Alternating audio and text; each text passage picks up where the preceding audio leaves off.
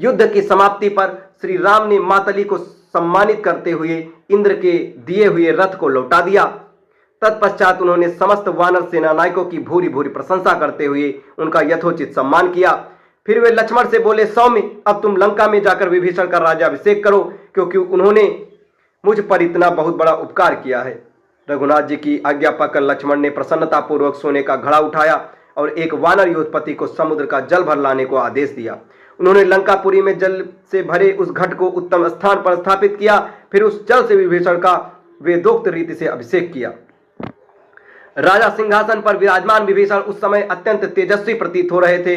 लक्ष्मण के पश्चात अन्य सभी उपस्थित राक्षसों और वानरों ने भी उनका अभिषेक किया। विभीषण को लंका के सिंहासन पर अभिषिक्त देख उसके मंत्री और प्रेमी अत्यंत प्रसन्न हुए। वे श्री राम की स्तुति करने लगे। उन्होंने अपने निष्ठा का आश्वासन देते हुए दही, अक्षत, मिठास, पुष्प आदि अपने नए नरेश को अर्पित किए और महाराज विभीषण की जय, श्री राम जी की जय का उद्घोष किया। विभीषण ने सभी प्रकार की मांगलिक वस्तुएं लक्ष्मण को भेंट की और रघुनाथ जी के प्रति भक्ति प्रकट की।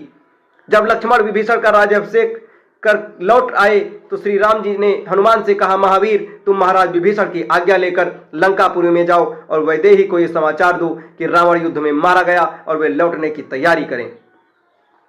रघुनाथ जी की आज्ञा पाकर हनुमान विभीषण की अनुमति ले अशोक वाटिका में पहुंचे और वैदेही को श्रद्धा पूर्वक प्रणाम करके बोले, माता, श्री रामचंद्र जी लक्ष्मण और सुग्रीव के साथ कुशल हैं। अपने शत्रु का वध करके वे अपने मनोरथ में सफल हुए। रावण अपनी सेना सहित युद्ध में मारा गया। विभीषण का राज्याभिषेक कर दिया गया। इस प्रकार अब आप निर्भय हो। आपको यहाँ भारी कष्ट हुआ, इन निशाचरियों ने भी आपको कुछ कम कष्ट नहीं दिया है। यदि आप आज्ञा दे तो मैं मुक्कों लातों से इन सबको यमलोक पहुंचा दूं। हनुमान की यह बात सुन सब निशाचरियां भय से थर थर कांपने लगी, परंतु करुणामयी सीता बोली, नहीं वीर, इसमें इनका कोई दोष नहीं है। ये तो रावण की आज्ञा का पालन करती थीं। इसके अतिरिक्त पूर्व जनित कर्मों का फल तो मुझे भोगना ही था। यदि फिर भी इन दासियों का कुछ अपराध हो तो उसे मैं क्षमा करती हूँ। अब तुम ऐसी व्यवस्था करो कि मैं शीघ्र प्राणनाथ के दर्शन कर सकूं।